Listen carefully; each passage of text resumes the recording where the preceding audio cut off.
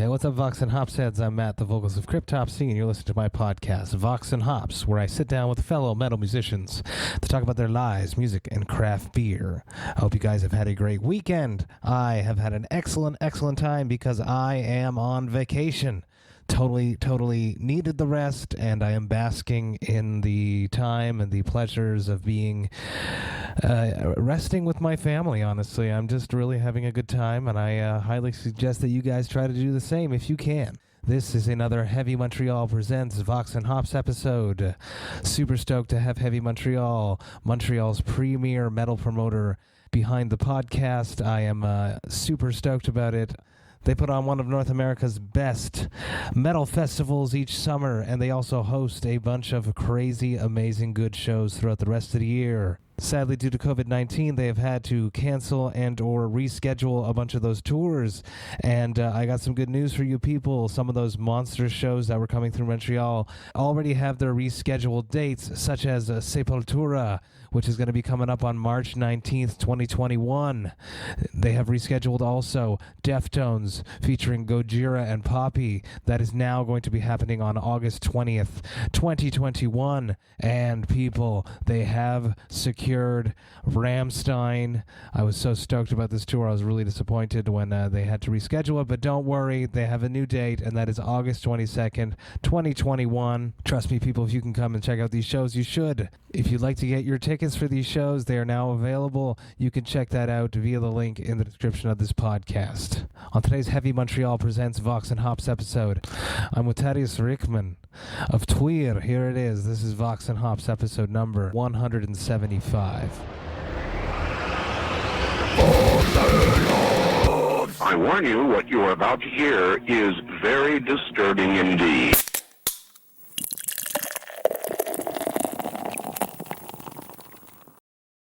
Hey, what's up, everyone? Today I'm with Tadeusz Rieckmann of Tweer. It is so good to be with you. We met at the Cruachan. Am I saying that right? I feel like I'm saying it wrong. It's Cruachan. Yeah, but somewhere in the middle between the two. That's right. It was a virtual pub. There was a bunch of amazing people there, and you had it at nighttime. I had it in the middle of the day, and it led to a very interesting night, but it was a lot of fun, and it was great to meet you. So how are you doing? How have you been doing since then? Talk to me about how you are coping with getting out of social isolation. How are you coping being slightly more free in the world of COVID-19? Well, yeah. First of all, thanks for having me. That was a great night, I have to say. And I wouldn't have thought that I will be virtual drinking with guys from Cryptopsy and Borknagar and bands like that. I mean, I was amazed. It was really nice. But yeah, well, since then, I mean, I have to be honest, apart from the bitter truth of not being able to tour or to do a show, not really much change for me personally, because when I'm not on tour, I work from home. I'm a translator, translate books.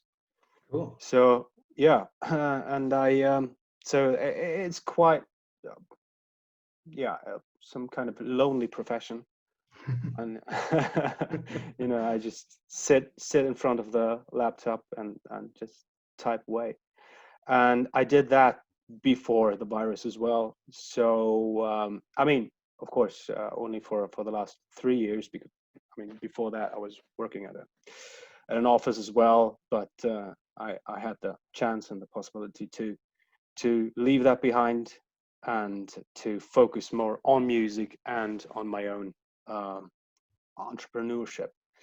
But yeah, I live in Budapest, Hungary, and the virus here was luckily not as harsh as in other parts of Europe, like Italy or Spain or even Germany. We, of course, there were fatalities, casualties, I mean, and but we had some very strict rules of how to go outside and how to behave. I don't know, maybe on the bus or on the tram and so on, like everywhere else. But I think it was quite well enhanced, at least in the first like 5-6 weeks, and that showed. So it was quite okay. But I mean, of course, I was very happy that at least I was able to go to my rehearsal room. I just took my bike and rode there because I would have gone mad without being able to play the drums or even to go to the gym or something like that. I live in a with my girlfriend in a very small flat. It's like 30 square meters, and I mean that's it gets to you sooner or later in this kind of environment or this kind of lockdown. But if until you still have the possibility to at least get out for a couple of hours every day, then it's fine. I agree, and it's very, very important for people to get out there. And I was saying it too during the point when they were telling us to stay inside, but you could still go for walks. You could still get out there, get some fresh air, and that's great that you could still Definitely, go yeah. out and work out first of all, and Yeah. bang the drums, which is such a cathartic experience for a drummer. I know that, and you would have just gone mad. Definitely. And I mean, living with someone, being confined with them, as much as you love any human in the world, it's the same thing when we're on tour. We end up getting frustrated with each other. it is quite an well. No, it's not an ordeal, but it's all about compromise. I mean, with her, it's working out really really peaceful. The lockdown, too, because she's also very fine with being on her own. So we were just we have like 1.5 rooms apartment, and she was sitting in the one end, me in the other one, and sometimes we didn't even talk to each other for like 3 hours because she was working, I was working, and we were like, yeah, whatever. So then one or the other just said something, and sometimes I just was like, what? Fuck! Oh, right, I'm not alone. Yeah. You also mentioned that you translate books and you work from home. Is that a very strange, drastic change from being on tour where you're around a lot of people, you're performing for a lot of people, and then when you come home and you're on tour, it's like a yin and yang situation where you're in a very extroverted situation outside on tour, and then when you come back home, you're by yourself, just working with the book, translating, probably communicating with just a few people? Somewhat, yes. Although I used to take some work with me on tour as well. So because usually I'm not able to sleep too long. So on tour, I'm awake at like 7 a.m., 8 a.m. the latest, and make coffee on the bus, and just pull out my laptop and do a couple of pages. So the workflow is similar. It's, of course, the dynamics change because while at home I work for, I don't know, 6, 8, 10 hours sometimes, only doing workouts or practicing when I'm not working on a book. But yeah, I try to keep that kind of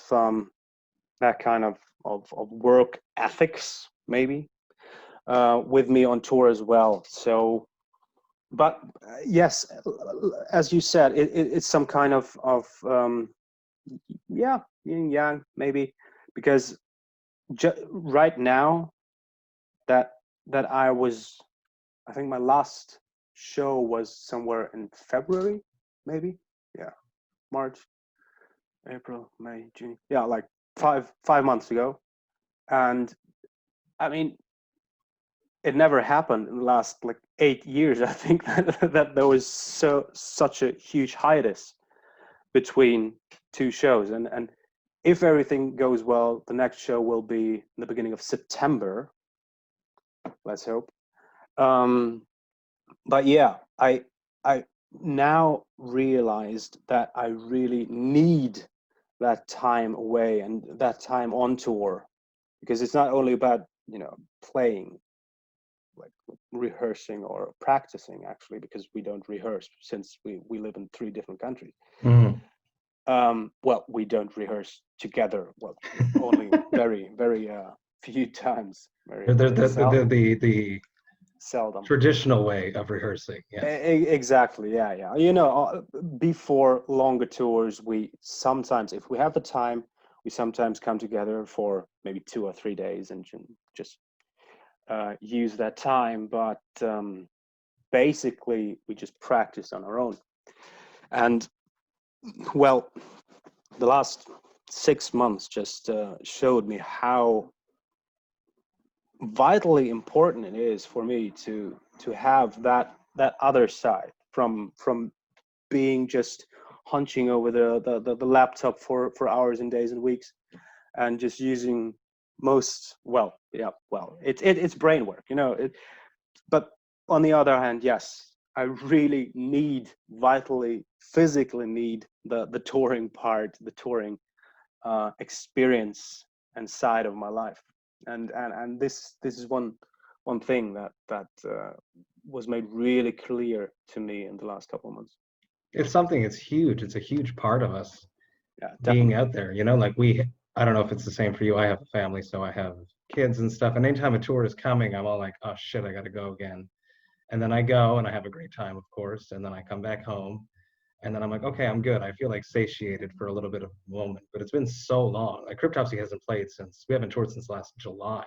So it's been a Wow. full year that we Okay. haven't been on a stage together and played together. So it's crazy to me that we're missing all this. And I know it's just going to keep going. I hope September works out for you. I hope so. Hopefully, yeah. That will be a one-off show in the Faroes. If I'm not even sure if I'm allowed to say that, but so. You didn't. I didn't. Oh, what am I talking about? What band? What band? No band. Vox&Hops is all about hanging out with my metal friends, talking about their lives, music, and craft beer. What beer do you have on your side there, Tadeusz? Well, Matt, this is oat fermentor. I thought it was called Tormentor. There's a very nice Hungarian band called Tormentor, black metal. Very good.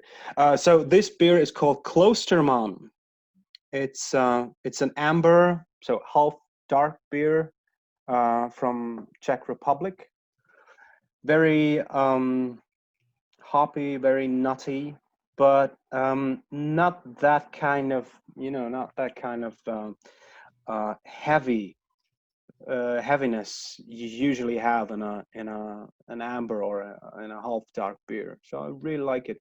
And there are only a few places, like 3 or 4 places in the whole of Budapest you can get this beer, and even less places which have it on tap. Mm. Yeah. You gotta love those rare beers. It always makes it. Yeah. It's the hype. Look at the color, man. Look at the color. It's beautiful. This is a special beer. This is was actually made by my friends. They launched a brew pub. Mountain Dude, seriously? Exactly. Yes. So this is Le Fermentor. It is Jeff and Patrick. Massive shout out to these boys. Local metalheads. They play in metal bands. They started a brew pub 2-3 years ago. Correct me if I'm wrong, boys. And they just started bottling their beers because of COVID. And they've been doing. Their names are always amazing. Beer. This is a wheat beer with citrus and coriander. It's a wheat ale. They called it Mountain Dude. Of course, I'm going to pour this out. Tell me about if there is a craft beer scene in Hungary. Oh yeah. It's quite huge. I have to admit I'm not that actively involved in it, because mostly, wow, nice color as well. Oh. Cheers, man. Cheers. So mostly IPA is the one they get to brew here, and all kinds of ale variants. But I'm more into Czech and German beers, so lager, pils, keller. So yeah, well, I mean, I guess those are the German roots. Yeah, I was about to say. Yeah, sorry, I'm not that into IPA. I'm That's sorry. okay. That's okay. I have good news for you though, because the new wave of craft beer that's stemming over here in North America, everybody's going back to the Pilsner. Everybody's going back to the lagers. So Finally. I'm sure it's going to make its way over to Hungary Oh, shortly. sure. I'm super into it. The whole, obviously, I'm a huge haze fan, huge hazy IPA fan. I like all beers, but there's something about a classic Czech Pilsner that Mhm. just satisfies my needs for a nice, crisp beer, especially during we're having a crazy heat wave here in North America, in Montreal, especially recently, and it's that's all I've been drinking. So, Yeah, do you there you remember go. your first experience with beer? Oh, I do. I really do, man. That was 1994. In I was I was almost 11. Um, and I was growing up in a town called Sopron. It's very near to the Hungarian and Austrian border.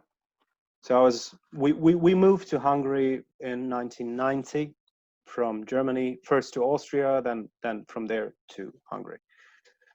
Long story short, 1990 Sopron, we started, to get around and get to know even the country, the language. We didn't know anything about that. And my father, he was a professional equestrian, like horse show Uh, jumper and horse riding, horseback teacher. Cool. Yeah.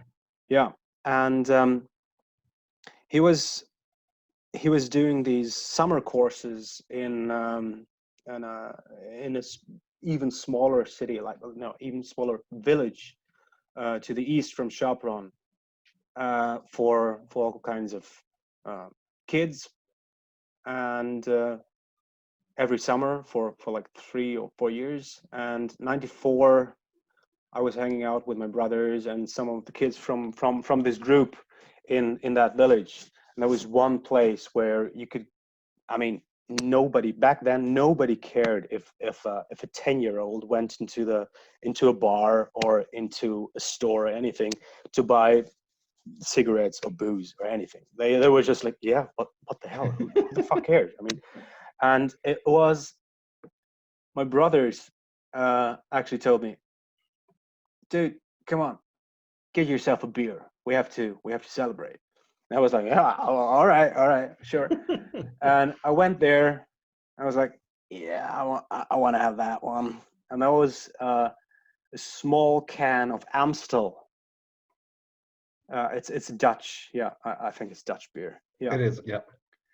And that was the first beer I bought for myself. Yeah, back in the summer of 94. And I was almost unable to drink it. It was just I don't know, too much foam or something. So I I think I ended up and throwing away the last few sips of it in the can. So That's okay. yeah. Beer is is an aspired taste. You have to get used to it, Oh yeah. such as is metal. Do you Oh remember? Let's switch gears into being a musician. Do you remember your first time on stage? well, the exact first time on stage as a drummer, maybe, because I was actually in a choir when I was a Cool. kid, Yeah, yeah. and as a teenager. So that was my first connection with actively doing music, actually. Um, You were originally drawn to voice, or yeah, was it yeah, yeah, something yeah, you just got exactly. roped into? No, no, no. The singing part, that was already. I think, you know we didn't even know. well, my parents didn't even know to which school they should send us, and they were just like, all right, I think that over there looks like a school. Let's go there. Let's ask them if they accept, expats from Germany who are unable to speak Hungarian. I mean, what could they do? And they were like, rough, yeah. yeah, but I mean, we were kids, so the language itself, it came pretty quick, and turned out that was a musical school. I mean, like they had a focus on music, and I spent my first 4 years there, and started to sing, like right away from there, and yeah, it was nice. It was nice. So we always like every 3 or 4 months we had these concerts with a choir, with like kids choir, and I was singing solos as well, but with barely knowing Hungarian. I guess it must have been funny. or you had a charming accent, and then that was the what they liked about it. Might be, although sometimes, now I think the accent was not as strong as maybe for my brothers, because the younger you are, the better you They're like children are like little sponges. So yeah, exactly, yeah, exactly. But yeah, I would love to see some video footage from that time, but I guess that was just too early back then. And then I started to play the guitar when I was 10, but I think we had only 1 or 2 like really small, not even shows, but just playing for some classes in this at school. And when I was 15, I remember that quite well. A classmate of mine and me, we were going home slightly pissed from a club, and he was talking to me like, okay, dude, so I play the bass, and I like write all kinds of lyrics, and I have this guitarist dude, and we were like going to form a band, but we don't have a drummer. I was like, all right, dude, I'll be your drummer. Holy shit. And he just stops. He's like, seriously? Yeah. Do you know how to play the drums? No, but I'm gonna learn it. And the funniest part comes now. He's looking at me. All right. And he pulls out a piece of paper, like from his pocket. Okay, call this guy. This is a drum teacher. I was like, oh. like 2 a.m. in the morning. Like, oh, okay, all right. I will call him. And that's what happened. He had this whole plan. I think so too. Yeah. He was like, okay. I mean, let's make him the drummer. You owe it to him. I hope you're still friends with him. Well, no, but it's. I mean, he's not playing music anymore. He became that tends to happen. Yeah. An actor. He made the right choice, maybe. Well, yeah. That's funny. See, I've spoken to a lot of people, obviously, doing the podcast, and a lot of the times it ends up being like a guitarist that says, "Oh, fine, whatever, I'll sing." But that's funny. That's the first time I hear of someone saying, "Fine, I'll play the drums." So. Yeah, well. So did you go to take lessons with that dude? Yeah, I did. Actually, I called him like the next day, and he was quite perplexed. Like, okay, I mean, this was back in '98, so not everybody. It was not normal that somebody had a mobile phone, and that was a mobile number. So, I guess he only gave that number to a very specific kind of people, and he was like, "What? Who? Okay, and how the hell did you get this number?" All right, I don't know that guy. How did he get? Okay, well, this sounds rather strange, but I mean, just come over and let's talk about it. And that was, so I started playing drums, or well, learning the basics of drumming. Did you have it in you automatically? I know myself, I No. would not be a good drummer. So Yeah. are you someone that had the rhythm already or a sense of Yeah. rhythm? Yeah. So sense of rhythm, yes, because of the whole writing stuff. Because my father, he had a very specific technique of teaching, and he always was pushing us towards be in the rhythm and feel the horse's movement and so on. So he was actually quite happy that I started drumming, because he was like, yeah, that's gonna be a nice combination with the You, writing. you can come to and play while I do my lessons. He actually asked me that a couple of years later. Yeah.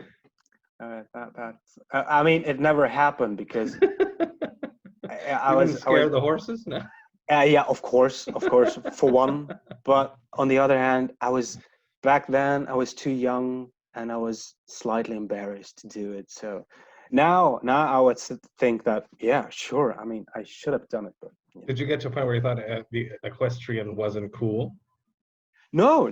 That was. I mean, we were like born into that. So we always had horses around ourselves. So I mean, it was nothing out of the ordinary for us. So that was not the not cool part. The not cool part was my father sometimes forcing us to like doing the stuff we do in other parts of our lives in the horseback riding part as well, because he always tried to connect these dots, Got in it. his on his mind scenario, and he was like, yeah, because this is rhythm and it's feeling, and I mean, he was on the right track, but he's not always capable of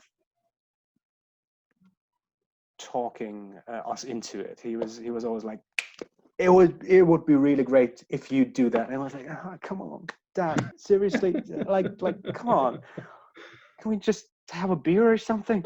No. Yeah, well, So take me to that first show where you're playing drums.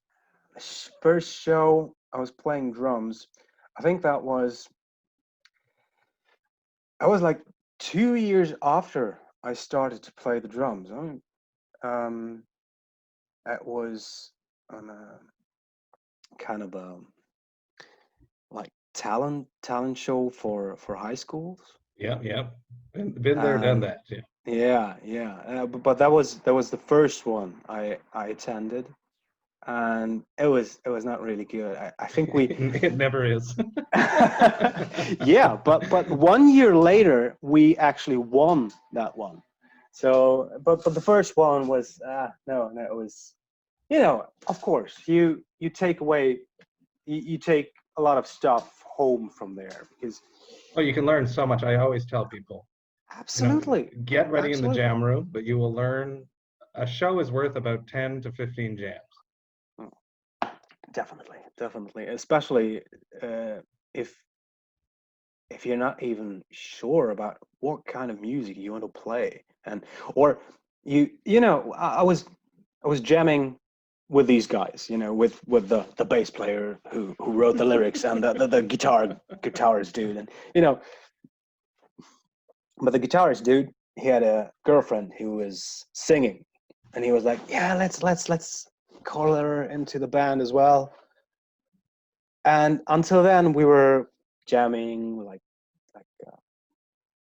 Rage Against the Machine and Nirvana, like more of the grungy stuff, because those two guys were more into that. I was as well, but I was also already very much into metal. But they were like, fuck metal, let's play grunge. And I was like, yeah, well, okay, I still like metal, I still love metal, but I'm willing to make a compromise and play grunge with you, because I like grunge as well. So that was my compromise. But yeah, so he brought in his girlfriend, and she was a very good singer, but she brought an even more mellow vibe into the band. So we ended up playing covers of Cardigans, I think. Yes, of Cardigans course. Yeah, yeah, yeah, and the Eagles, Hotel Okay, yeah, yeah. California, and I don't know what else, but I think we played 2 covers and maybe one song we wrote. I'm not even sure. Maybe it was 3 covers. And well, I mean, we were like 15, 16. I was playing for 2 years. The other guys were playing for 3 years. So what do you expect? It was nothing glamorous, nothing Hollywood like. Yes, you did it, guys. No, it was just plain shit. But it was Exhilarating yeah, nonetheless. You get of off course. stage. And I mean, you shit yourself. It's like shaking hands and oh my god, yeah. But it was fucking worth it. If that was the moment when my subconscious decided to, okay, this I'm gonna do for the rest of my life, then fine, all right. Let's. I want to hear about how Tweer connected with their fans during COVID. What did you guys do to stay connected, to stay in contact with your fans? Well, Hera, our singer and guitarist, he is very, very active on social media. So even before COVID, he was spending like hours every day answering and writing to all kinds of requests and inquiries and even Facebook posts or comments. So he's by far the most active You only need one. within You the only need band. one in a band. Yeah. Exactly, and I mean he's quite the perfectionist, so he's doing a hell of a job for that. So yeah, he always took the time and the energy to do that. And during COVID, he was, well, I mean, he's not only posting about the band, about Toyer, but also about his whole personality as a musician, because he's got 2 other bands as well, and he's also a language buff. So he's posting quite a lot of very interesting stuff on his YouTube channel, and about the history of the Faroes, the language, the combination. No, the origins of the Faroese language, and about Nordic languages in general. And we also opened our a new merch shop, online shop, and we have a new homepage as well. So, but we talked about that, and we were like, yeah, I mean, it might be a good moment to show people that we've got all kinds of new merch. But also on the other hand, it was like, seriously, right now, I mean, nobody knows what the next couple of months are gonna bring. So we always want to stress that, okay, guys, please consider what's the most important. If you're not financially stable right now, please don't. I mean, like, wait. This merch is not gonna go anywhere. We're gonna print more. So don't. If you have a hard time to keep up, then just leave it for another day. So, and I think we went into that discussion as well with fans. So, like, is it fine? Is it okay to buy merch from bands right now to support them, or are you more into of course, securing your own livelihood. So we did some discussions like on Facebook and other social media platforms about that. So I think we were quite active in that matter. See, that's amazing. See, I haven't heard anybody say that. Everyone is always mostly just thinking about themselves. So Well, massive yeah, shout out to you guys for putting your fans' I mean, well-being before your own financial profits. of course, there were numerous people who were like, "Fuck that! Of course, I'm gonna buy your shirt and I'm gonna buy your CD or your vinyl or anything." And that's really it's nothing less than heartwarming. I mean, even in these times that people are like really considering the bands as well. Like okay, you guys are not going to be able to play for at least 3 months, 6 months, maybe a year, and yeah, back in April we were like, yeah, well, I mean, maybe in July we'll be back on tour, and fuck no.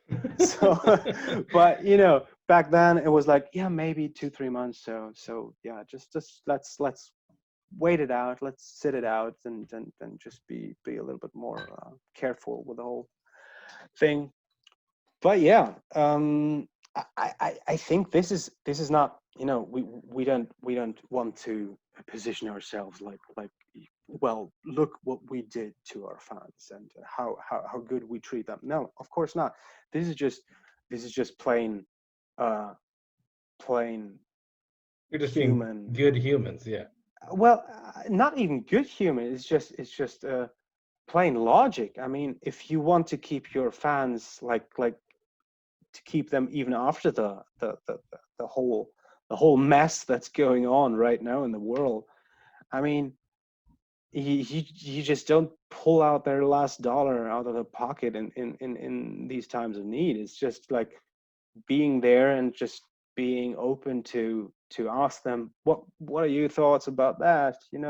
Is it okay?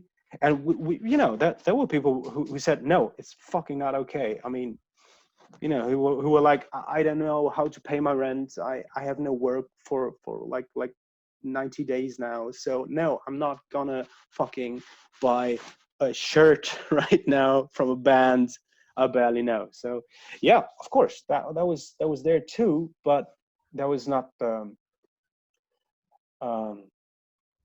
was the exception, actually. Yeah. Correct me if I'm wrong here, and I don't know this information. I should know this information because I'm a craft beer nerd. But has Tweer ever made a craft beer? Has there ever been a collaboration between a brewery and Tweer? Not that I know of. I mean, Okay, I have to say I'm the only one in the band who drinks beer. really? Okay. Yes. Perfect. So if you could do a collaboration with a brewery, what style of beer would it be, and what would it be called for the Tweer official craft beer? Oh. Uh,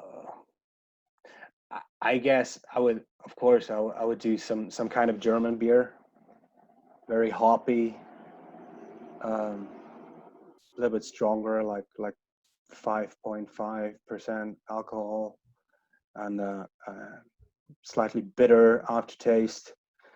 But the name, I guess something from northern mythology, like Odrerir. That's the mead they made out of the blood and honey of a slain human called Quasir, who is the most not intelligible, but the wisest man on earth, I think. So yeah, something like that, maybe. Sounds awesome. That sounds awesome. Any of you breweries out there, you hit up Tadeusz and make this beer, please. One last question. What is your hangover cure? My hangover cure. Yes. Well, another beer, definitely. No, but seriously, I mean, I back in my 20s, I think I was just more times hungover than sober. So, it was, and back when I was 22, it was fine because like, I've got a slight headache, but I'm fine. Oh, I slept 2 hours. Well, that's fine. I'm going to work now. Then at 32, it's like, oh my God, my face is gonna melt and my head is gonna implode and everything's gonna suck and I am unable to use my brain and this is just not gonna end and it's the horror and this is worsening year by year. Do you know what I'm talking about? So I try not to get hungover, so I don't really drink like strong booze anymore, like shots or anything. Sometimes, of course, I do, but usually I try to stay away from it. But yeah, my cure, because of course sometimes it's necessary, is to, drink loads of water, eat a healthy breakfast or like strong breakfast, and then go to the gym, and after that drink 2 beers, and in the afternoon or in the evening you should be better. Not fine. You're fine in your 20s. You're never again fine in your 30s or 40s. The suffering the suffering. Oh, it will come, my friend. Oh, that's great. Tadeusz, thank you so much for taking some time to chat with me, talk about Welcome, your life, man. Definitely. your music, and craft beer. I'm just finishing up this Le Fermentor Mountain Dew wit beer, citrus and coriander wheat ale.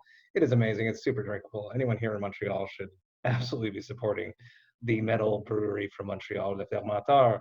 Cheers, Tadeusz. Thank you so much. Cheers, man. Take care. Hey, thank you all so much for listening right to the end. You know that I love and appreciate that. Such a great chat catching up with Tadeusz. I love meeting people and just immediately hitting it off. This is another one of those cases.